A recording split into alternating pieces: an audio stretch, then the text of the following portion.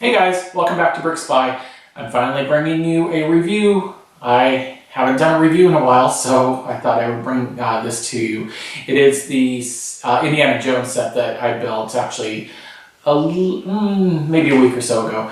But I've been busy kind of with the minifigure giveaway, so if you haven't subscribed to be entered into the minifigure giveaway, go ahead and subscribe, and the video is actually previous to this one, so you can go look at that video to see what minifigure options are available for you. So anyway, this is set number 7683, and it's the Fight on the Flying Wing. And just a little bit of stats before we come in for the close-up. It's 376 pieces, and they have it as age 8 to 14, but you know, I'm 33, so 8 to whatever age you want to buy it at, basically.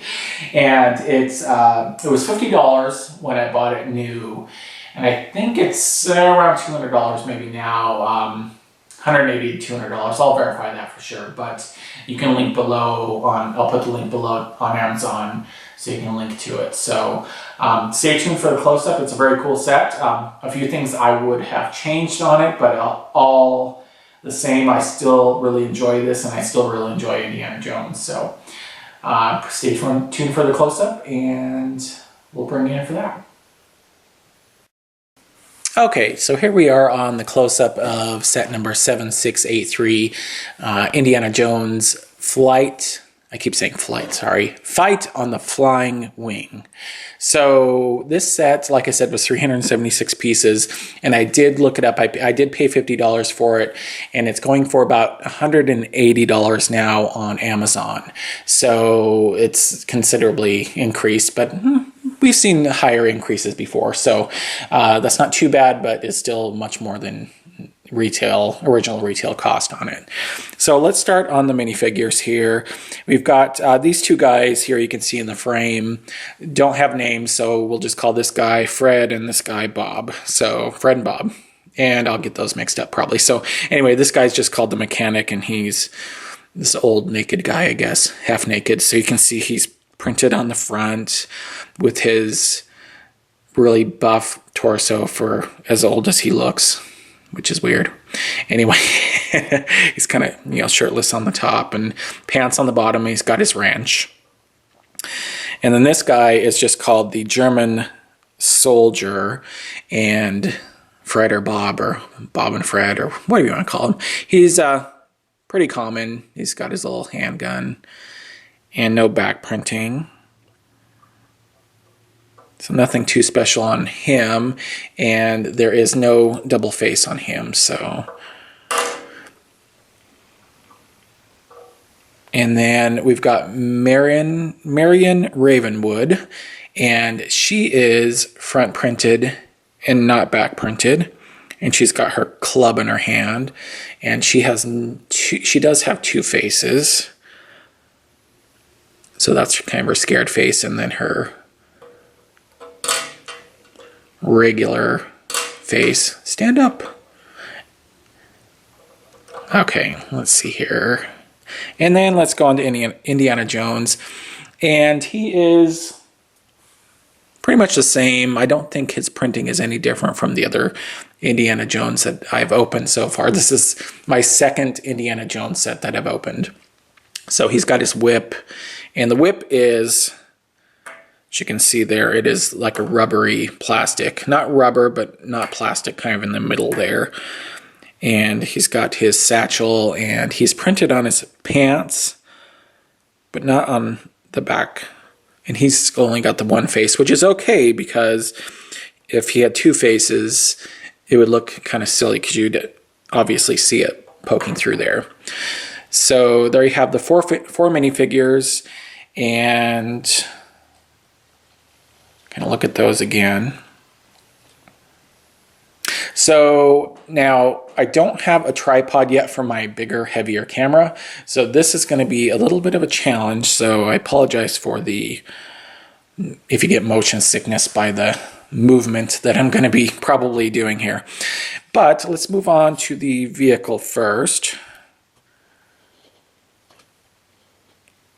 Actually, I'm going to See if we can get that to focus here.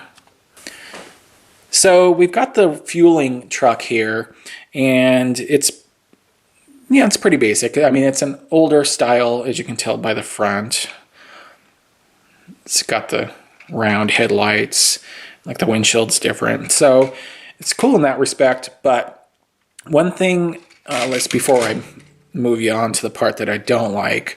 This part, if you notice on the unboxing, I was pretty sure this was going to be the hose for that, but as you can see, it actually is. And actually it comes off like this, so it hoses like that.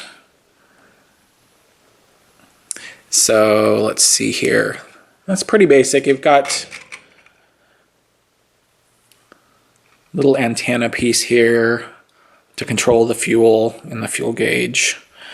And one thing that I didn't really care for on this was obviously the stickers. I hate stickers, but I'm going to say that in every video. You're just going to have to get used to it. So I didn't like the stickers on this because, well, the stickers are fine, but actually the piece you put them on turns like it's a cement mixer.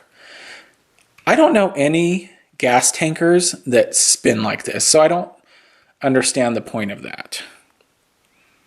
And the one thing I did is I got the stickers, one of them upside down, so I had to tear it off and put it back right side up. So I don't get that. I guess that maybe gives it some play value, but it's not a cement mixer. It's a fuel tanker truck. So that's really kind of weird to me. So that's the drawback on this, I suppose. You know, it's pretty cool design. I mean, I like the other set that I did that has the fabric, you know, and the truck and everything. So the fabric canopy on it, but it's a different type of truck. So there's, you know, it's okay, I guess. So let's move on to the plane. Get these guys out of there.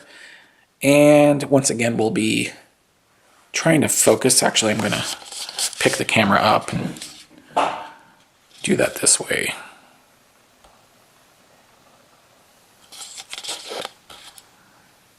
There we go.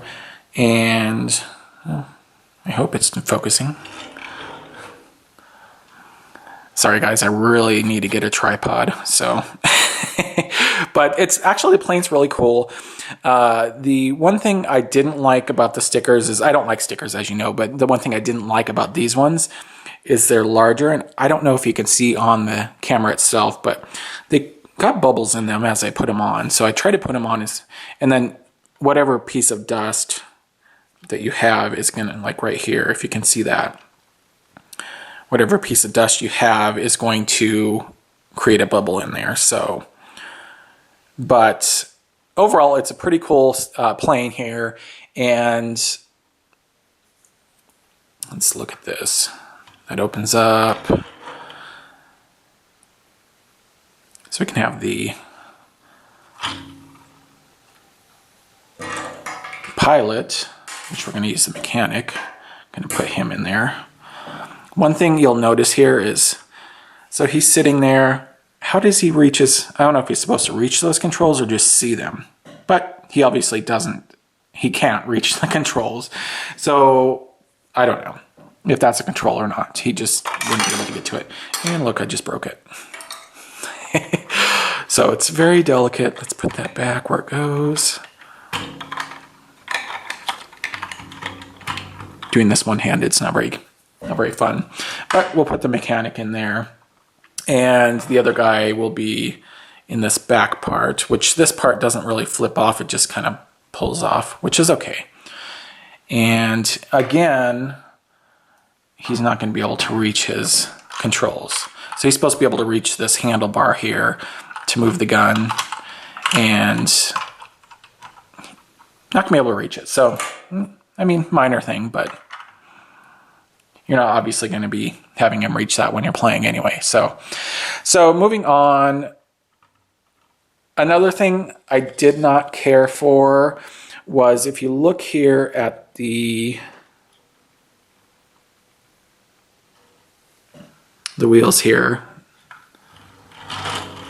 Oh, see, right here, they kind of they don't, I don't know. It's kind of weird. It's the landing gear doesn't actually do anything other than move. So you lift up the plane and it just dangles there. So I thought it would be better, and it's kind of hard to see on here, but I'm going to flip this upside down a little bit. So I thought it'd be better maybe on the landing gear to, when they're flipped up, to have something to hold them maybe in place. So they're not just, because it looks silly just dangling while you're flying. Ah, I'm flying. Look, my landing gear's all dangling like a piece of snot from your nose. That's kind of gross. Anyway, that's the thing that, one of the things that annoy me. And then when you're landing, sometimes they'll go the wrong way. So you saw that earlier. So the thing about it as well that I didn't really care for, I like the design. It's a good design, but the playing, you can't really play with it because it's so delicate. So as you notice, I knocked off one of the, whatever that thing's called. I'm not really up on my aircraft terminology. This thing, as I knocked that off, I knocked this thing off easy. So it doesn't, it falls apart easy. So I guess it's made, whatever. Just leave that off there. I guess it's made to really sit on a shelf and not play, So this thing goes up and down, which these things come off easy too. It just doesn't, it's not really easy to play with. One thing you'll notice there is it does turn very nicely. So when it's on the ground or whatever, it's going to turn very nicely. But I guess if you pay $180 for it now, then you're not going to really be playing with it anyway. So anyway, overall I like this set, and I like Indiana Jones. Oh, I should have showed you my Indiana Jones stuff. I was going to show you that real quick. I'm going to cut that in there so you can see something really kind of fun. It's not Lego, but it's kind of fun. But on the set, I enjoy it. I don't rate these, like give them number ratings like you've seen out there before. I just tell you how I think about it, and it's a good thing. It's a good set to have if you like Indiana Jones for sure. But I want to show you something that I thought was really cool. So let me show you that. I'll cut that part in here, and then we'll finish up on this close-up. Okay, so I wanted to show you, I really enjoy Indiana Jones, and who doesn't? But I wanted to show you my Indiana Jones movies, and you'll get a kick out of this. And a lot of you probably won't even know what these are, but here's my Indiana Jones movies. You might think, are these records? No, they're not. So these are, well, you can read it there. It says Laserdisc, but this is a Laserdisc. It's not Lego, but I thought it'd be kind of fun because it's Indiana Jones. These are my Indiana Jones movies. So pretty awesome. I don't know. I love them. I like Laserdiscs.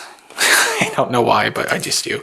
I wanted to show you those though because it, had to do with the set. So to finish on the close-up though, I wanted to show you the sticker sheet, which I didn't quite understand. It had numbers on it, but I couldn't tell in the instructions what the numbers meant. So I guess they're just numbers for no reason. So, and then the book, it just came with one book, so nothing too exciting there. But this was set number 7683, and it, like I said, was $50. It's about $180 now, and I'll link below to it on Amazon if you'd like to get it there, and follow the link to get it there if you'd like. And anyway, thank you for watching BrickSpy, and please rate, thumbs up if you could, comment, and subscribe. And also, just to remind you again, it's the 26th is going to be the drawing for the minifigures. And thanks to everyone for subscribing to that, and may the best person win. Have a great day, and thanks for watching BrickSpy.